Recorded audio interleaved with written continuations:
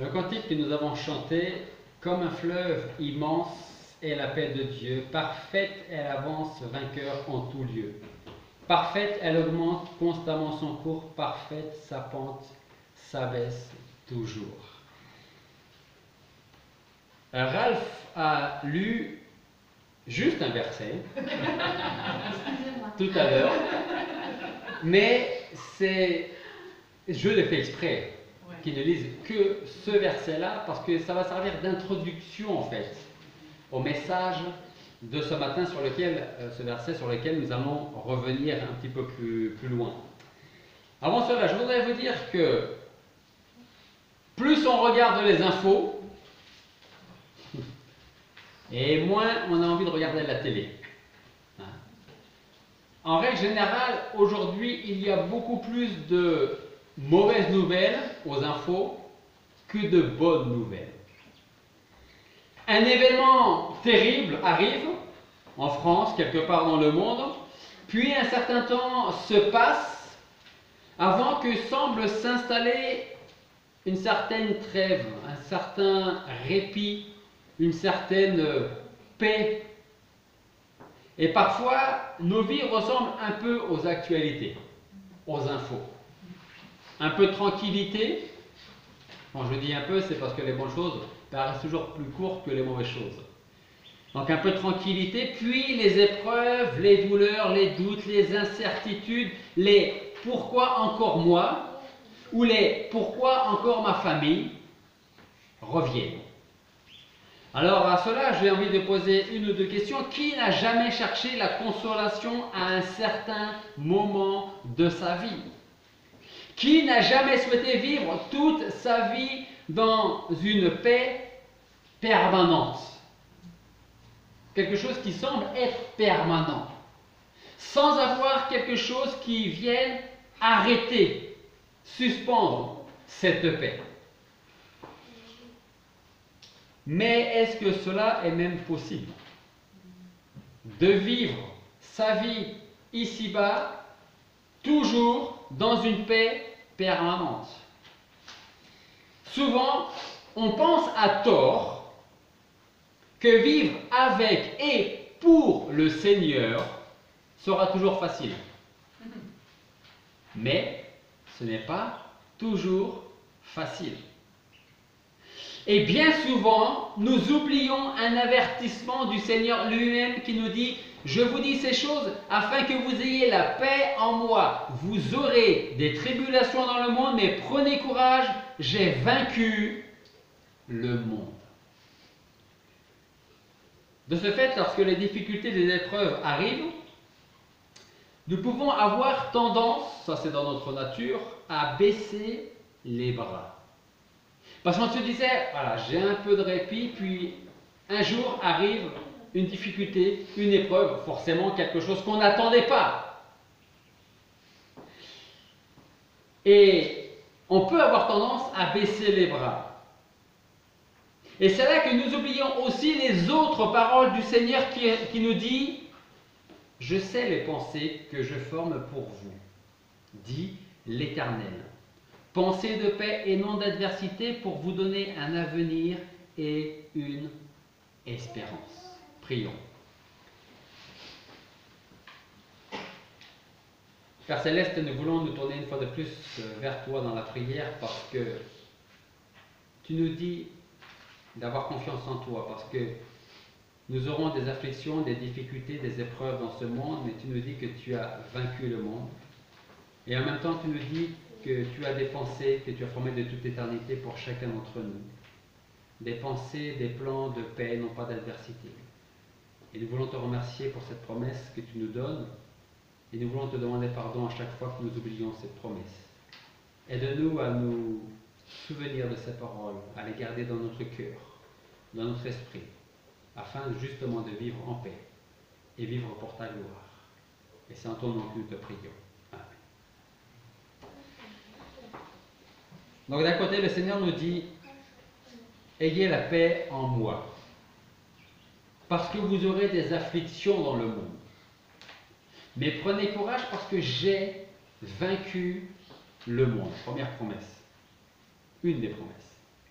La seconde, celle qui suit, nous dit malgré les difficultés, malgré les épreuves, sachez que je sais, je connais les pensées que je forme pour vous, pensées de paix et non pas d'adversité, pour vous donner un avenir et une espérance.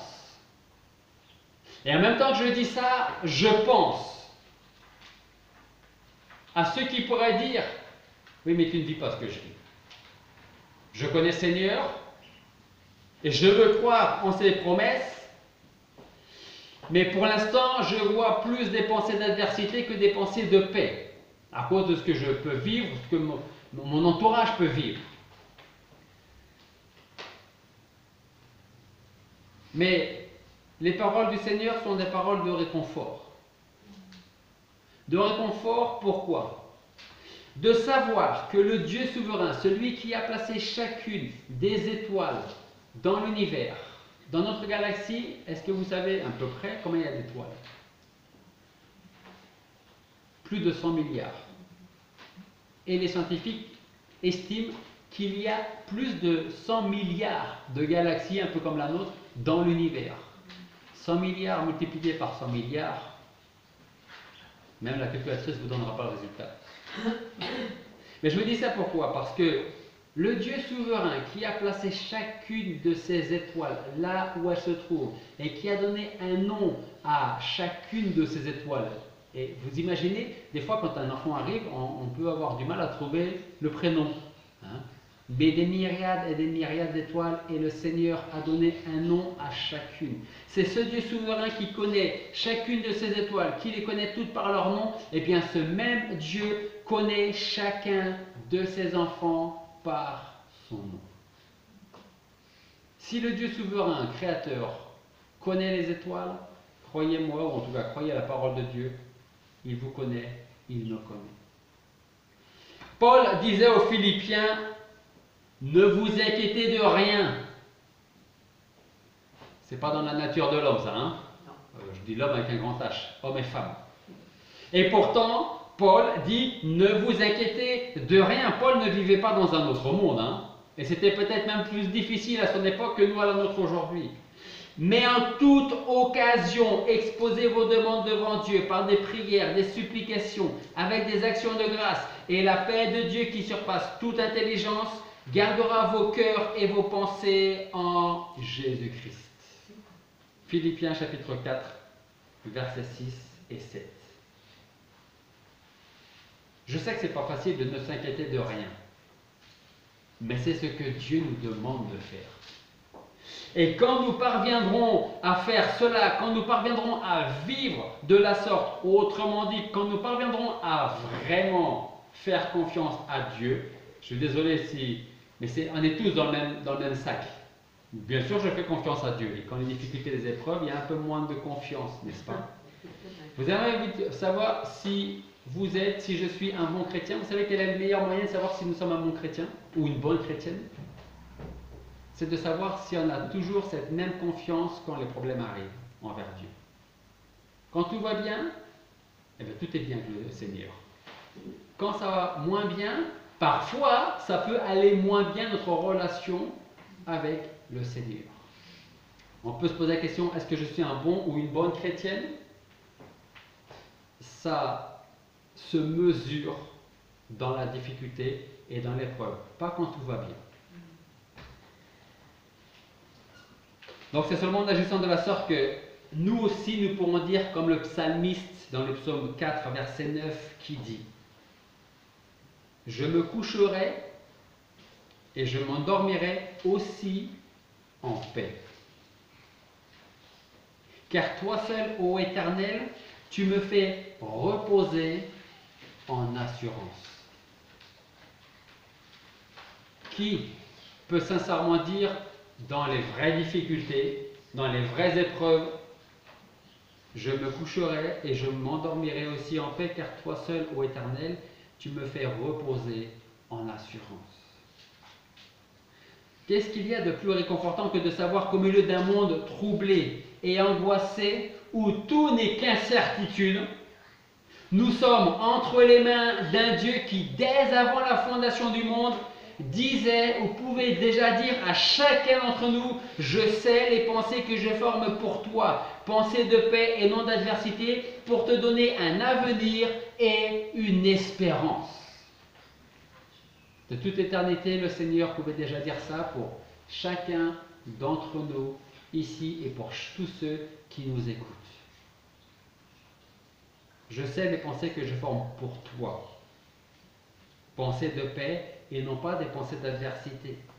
Pour te donner un avenir et une espérance. Alors, la question c'est, connaissons-nous réellement cette paix qui vient du Père et que nous pouvons recevoir par Jésus-Christ seul? Dieu promet sa paix. Il la promet à tous ceux qui se confient en lui, pas seulement quand tout va bien, mais aussi et surtout quand les choses vont moins bien. Nous pouvons écouter les paroles de l'Éternel qui nous dit dans le psaume 29, 11, il dit, l'Éternel donnera la force à son peuple. L'Éternel bénira son peuple par la paix. C'est une paix abondante, comme un fleuve immense est la paix de Dieu. C'est ce que nous avons chanté. Et vous savez, cette paix est même abondante au-delà de ce que nous pouvons imaginer. Le psaume 119, verset 165 nous dit, il y a une grande paix pour ceux qui aiment ta loi et j'adore la fin du verset, et rien ne peut les renverser. Rien ne peut les renverser. La paix de Dieu est parfaite. Ce chant aussi est presque parfait. Comme un fleuve immense, et la paix de Dieu, parfaite, elle avance vainqueur en tout lieu. Donc, la paix de Dieu est parfaite. Ésaïe nous disait au chapitre 26, verset 3, « Tu gardes au cœur ferme une paix assurée, parce qu'il se confie en toi. Confiez-vous en l'Éternel à perpétuité, car l'Éternel est le rocher des siècles. » Ça, c'est Ésaïe 26, 3. Et puis, il y a toujours Ésaïe qui continue. Là, c'est Dieu qui parle à travers Ésaïe au chapitre 48, verset 18, où nous voyons que la paix de Dieu est semblable à un grand fleuve. Et nous lisons dans ce verset, « Oh, si tu étais attentif à mes commandements. » Et commencez à comprendre là où je veux en venir. « Oh, si tu étais attentif à mes commandements. Ta paix serait comme un fleuve, et ta justice comme les flots de la mer. » La paix de Dieu est aussi un don de Jésus-Christ. Ralph a lu Jean chapitre 14, verset 27, qui nous dit « Je vous laisse la paix, je vous donne ma paix. Je ne vous la donne pas comme le monde la donne. » Il y a des gens qui vont chercher une certaine paix dans le monde et qui vont trouver durant un certain temps. Mais la paix du monde n'est absolument pas celle de Jésus-Christ. Je vous donne ma paix, je vous laisse ma paix, je ne vous la donne pas comme le monde la donne. Que votre cœur ne se trouble point et ne craigne point. La paix de Dieu surpasse toute intelligence, même l'intelligence du plus intelligent d'entre nous. Paul disait aux Philippiens, chapitre 4, verset 7, « La paix de Dieu qui surpasse toute intelligence gardera vos cœurs et vos pensées en Jésus-Christ. » La paix de Dieu est une promesse, comme je vous le disais un peu plus haut. Mais peut-être direz-vous, je connais Dieu, je connais le Seigneur comme Jésus-Christ comme mon Seigneur et Sauveur, mais je ne connais pas cette paix. Et pourtant, Dieu sait combien j'en ai besoin. Si c'est le cas, alors nous devons savoir que nous devons rechercher la paix de Dieu là où elle se trouve. Et où est-ce qu'elle se trouve? Auprès de Dieu lui-même. Job, chapitre 22, verset 21, nous dit « Attache-toi donc à lui et tu seras en paix, et il t'en arrivera du bien. Psaume 34, 15. Détourne-toi du mal et fais le bien. Cherche la paix et poursuis-la. Ésaïe chapitre 27, verset 5. Dieu dit qu'il me prenne pour refuge, qu'il fasse la paix avec moi, qu'il fasse la paix avec moi. Colossiens chapitre 3, verset 15. Que la paix de Christ, à laquelle vous avez été appelés en un seul corps, règne dans vos cœurs et, la fin, soyez reconnaissants. Je pense que si on était un peu plus reconnaissant, on serait peut-être aussi un peu plus en paix. Proverbe chapitre 1, verset 33, et j'aime bien ce verset aussi. Proverbe 1, 33, qui nous dit « Celui qui m'écoute habitera en sûreté et sera tranquille sans être effrayé d'aucun mal. » Celui qui m'écoute. Sachons donc chercher et trouver la paix là où elle se trouve, sans oublier ce que le Seigneur lui-même a dû subir pour que nous puissions nous connaître sa paix à lui. Une paix ineffable. Une paix que le monde ne donnera jamais. Vous connaissez cette expression qui nous dit que le malheur des uns fait le bonheur des autres? Ça se dit peut-être en Angleterre ou en Hollande, ça doit se dire, je pense, j'imagine. Le malheur des uns fait le bonheur des autres. Eh bien, c'est aussi ce que nous pourrions dire avec le sacrifice de Jésus-Christ. Le malheur d'un fait le bonheur de beaucoup d'autres. Et apporte la paix à beaucoup d'autres. Ésaïe nous dit qu'il était meurtri pour nos péchés, frappé pour nos iniquités. Le châtiment qui nous apporte la paix est tombé sur lui, et par sa meurtrissure, nous avons la guérison. Ésaïe chapitre 53, verset 5. C'est donc seulement quand nous sommes dans la paix de Dieu et en paix avec Dieu, parce que c'est important aussi, que nous pourrons commencer à vivre une vie paisible même dans la tempête. De savoir que nous sommes dans la main de Dieu, protégés, gardés malgré les difficultés, les afflictions, les soucis, les épreuves. Quand on arrive à la fin de notre vie, si on devait mettre d'un côté les épreuves, les difficultés, les afflictions, et d'un autre côté les moments plus agréables de paix, je ne sais pas lequel peserait le plus. Mais celui de la paix peut peser le plus si on écoute le Seigneur, si on lui fait confiance, si on met en pratique sa parole. Je termine avec 4 versets ce matin. Je ne voulais pas faire un message long, je voulais un message court.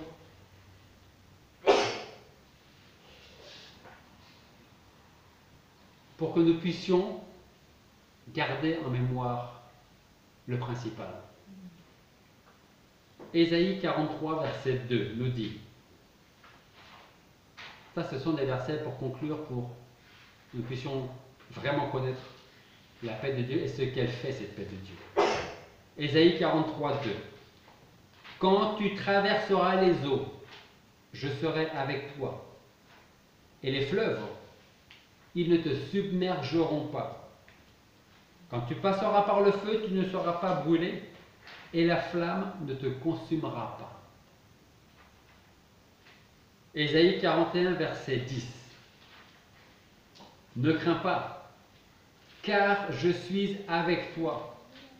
Ne sois point éperdu, car je suis ton Dieu. Je te fortifie, je t'aide, et je te maintiens par la droite de ma justice. Deutéronome chapitre 31, verset 8.